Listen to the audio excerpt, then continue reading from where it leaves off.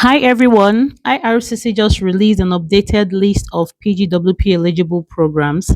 What this means is that not every program qualifies for a post graduation work permit in Canada. Trust me, this change can affect your entire future in Canada.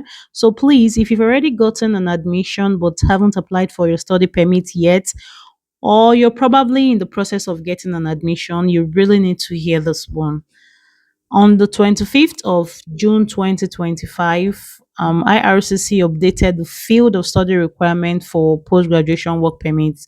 So I'm going to take you guys back to 2024, where, as part of the changes to the International Students Program, IRCC came up with a list called the field of study requirement for people who are coming to take programs that will not earn them degrees. So if your program is not going to give you a bachelor's degree, a master's, or a doctoral degree, then it should be in one of the field of study. And those fields are the ones the government have said are in long-term shortages, okay, which also aligns with the express entry category based draw.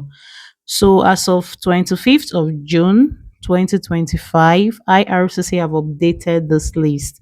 About 119 new fields of study in key sectors like healthcare, social services, education, and trades were added to this list.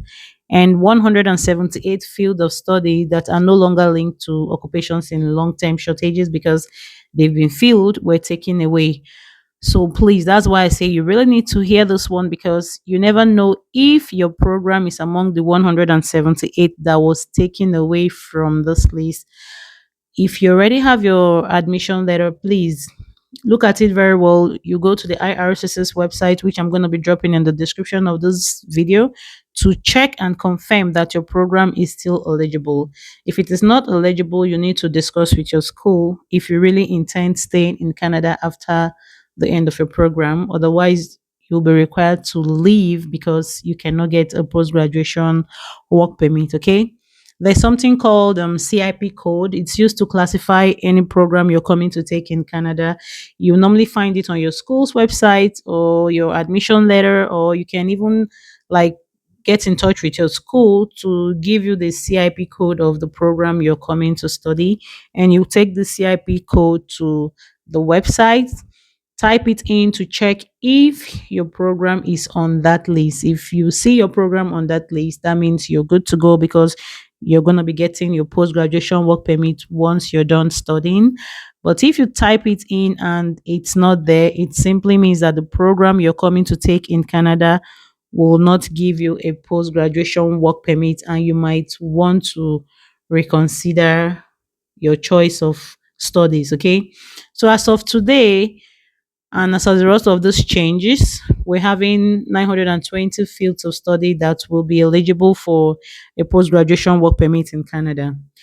If you applied for your study permit before 25th of June 2025, IRCC is saying that you'll still be eligible for a PGWP if your field of study was on the list as at the day you applied for your study permit, even if it's been removed now, as long as you were eligible when you applied and your application was received before 25th of June 2025, you do not have a problem.